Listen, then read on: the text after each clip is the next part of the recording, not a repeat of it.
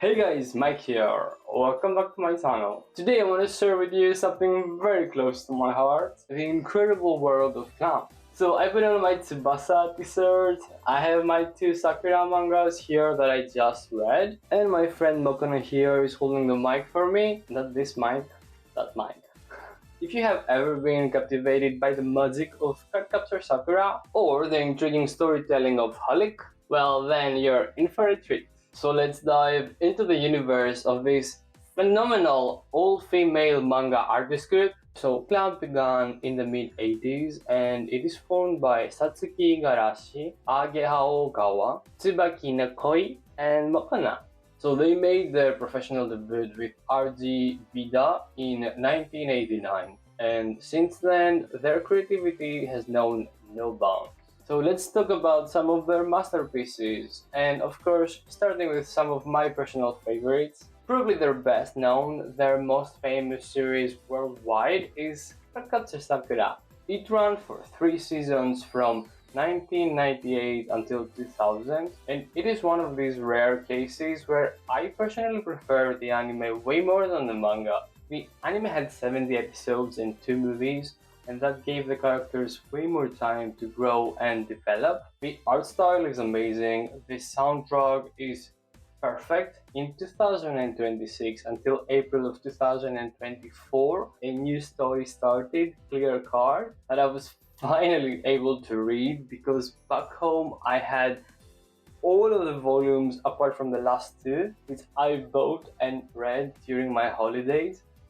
And again, as you can see here, the art style and the details are amazing. This series follows Sakura Kinomoto, a young girl destined to capture all the claw cards, and it's that blend of adventure, romance, and coming of age themes that makes it so timeless. My all-time favorite, Tsubasa Chronicle, where we have Mokona right here with us, and I'm wearing the t-shirt. Without any spoilers, it is a crossover extravaganza featuring reimagined characters from Clamp's previous works, interacting with Sakura and Sauron from that universe, embarking on a multi-dimensional quest. Also to mention that so far, Clamp has sold more than 100 million copies. Sakura and Tsubasa are among their best sellers. Then we have Tokyo Babylon. This is a sad one though. The series delves into social issues through the eyes of Subaru Smeragi, who is a young onmyoji. The finale of the series honestly is heartbreaking. And then we go to X with a darker narrative set in Tokyo a few years after Tokyo Babylon ends. So Subaru also appears being grown up now and plays an important role even though he's not the protagonist anymore.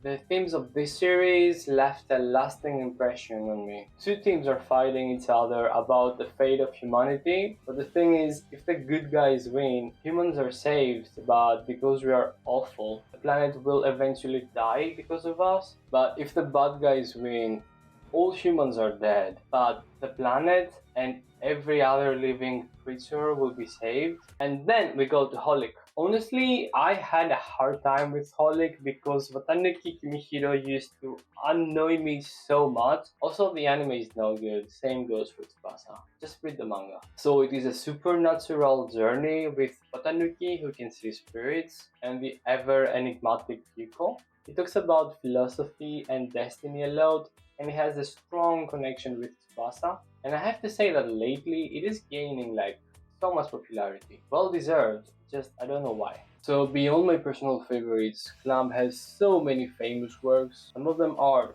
Chobits, a thought-provoking tale about the relationships between humans and androids, or persocoms as they're called, exploring again the themes of love like they always do, and what it actually means to be human. She was everywhere, and she still appears in so many of their other works. Magic Knight Rayearth.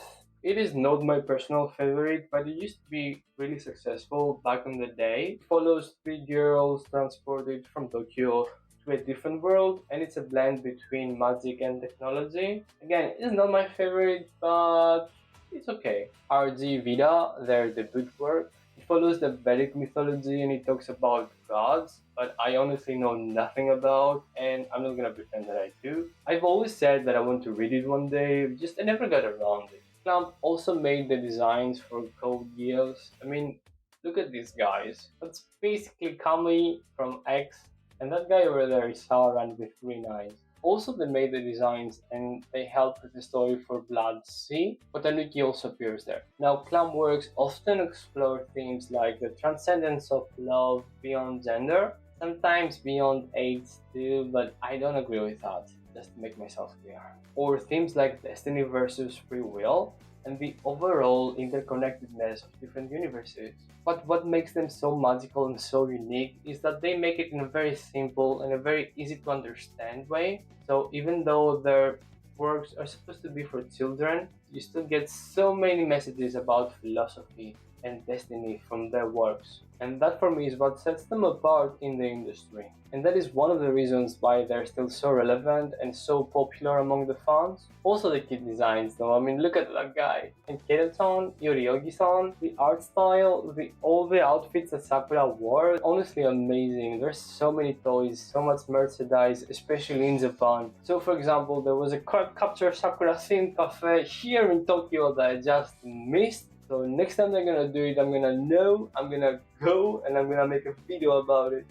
This whole idea started because, as I told you, I've read the final 2 volumes of CardCaptor Sakura, and the other day my teacher mentioned that she wants to read Tsubasa again because last time she read it she was in high school. So I went to Nakano Broadway and I got her the first volume as a gift for everything she has done for us so far. Back home in Greece, in my room, I have all the volumes of Tsubasa, Kobato, and everything from Sakura apart from these 2 guys. And I wanted to read Chobits because I've only seen the anime and everyone is telling me that the manga is way better. Each series that I've read so far holds a special place in my heart and reminds me of a specific time period when I read them. For example, 2 summers ago, I was able to read Tsubasa in Japanese. That for me, as someone who has spent years of learning Japanese, was a huge win.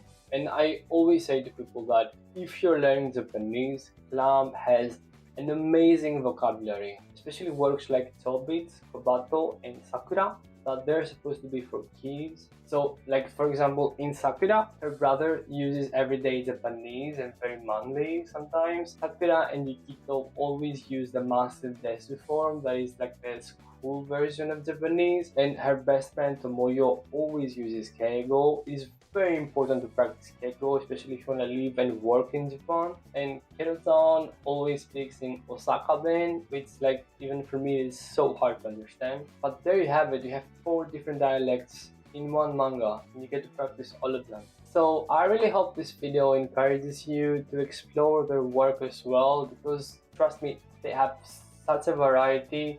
No matter what you like, you're gonna find something that you're gonna love. Or if you are already familiar with their work, please let me know in the comments down below which one is your favorite, anime or manga, it doesn't matter. We're gonna talk about it. I would love to hear your thoughts. If you liked this video, please give it a big thumbs up and don't forget to subscribe to my channel for more content like this. Also check these 2 videos because they are amazing. So as always, thanks for watching, be kind, bye!